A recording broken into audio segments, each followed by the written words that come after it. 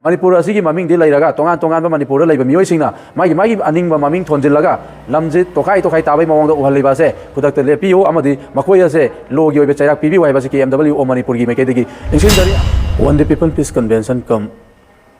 Senior Citizen Award Presentation KMW o Manipur na apun begi saktam kai be yaro amadi tungi miron kan jabi pandam da laiba lo basina ngasi gi yai faraba tari kulum no laiba ko kono mel asigi gi mari leina na program asi Manipur kan bada furup khudi mana thaudang ni haiba sigi pandam lon du pangthok kibani amani Senior Citizen Award Presentation asina sahi humbu hela laba to mayang bi damakta irei pa iram da masigi damakta yai phanaba hona bada masagi oijaba sahi sa kaya thadok tuna sahi yankai hena thabuk toraba mioi sing dei kai kumna bo utkibani obuto lob asina Manipur miyam da haijening badi kari no haiba matamda lob asigi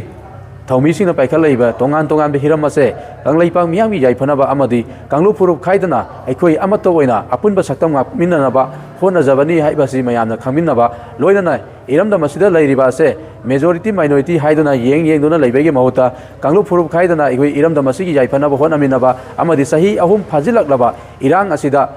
awana ta khaba IDP sing oina lairiba mioi sing amadi tongan be hiram kaya da sotharaba amadu makai da Manipur gi praja sing ase wa awaban henjilaba talak asida ngasi phawa santi puratana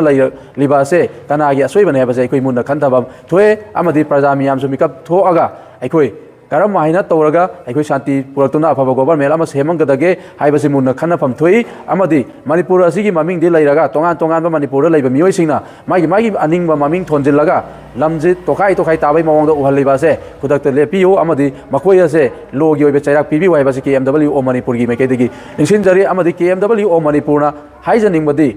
laiba Manipur gi ase saktam ase kaina ba hona bada kanglup ama bu hunba kanglup ama gi mioi amana kanglup ama gi mioi da wangang bada kanglup khudimak ni haina longmin na ba kanglup ama gi mioi na kanglup ama bu khatna chaina ba thoga su kanglup ama bu mioi ama da kanglup ama gi maut punna silan begi thawong adu gi khaliba wa khalon khaliba mioi sing ado khongpham handopana Manipur gi asum haidi Manipur kan bada asum ba khongthang oigani haiba se lopasina lawi amani lopasina lepa laitana iram da masigi jai phanaba amadi maheiroi gi amadi isi chan kaya gi awabada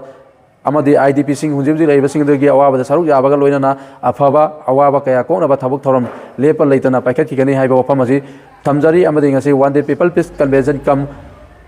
Senior Citizen Award Presentation Program asi pangthokkiba asida aikoi gi na thamgiba thim Manipur kan bada furup khudimana thodang lomina gadabani haiba si tasena matam thenglabani haina lawman badagi ngasi media gi thongda amadi mayam khangna lubasina senja langjabani haiba sima thamjari thank you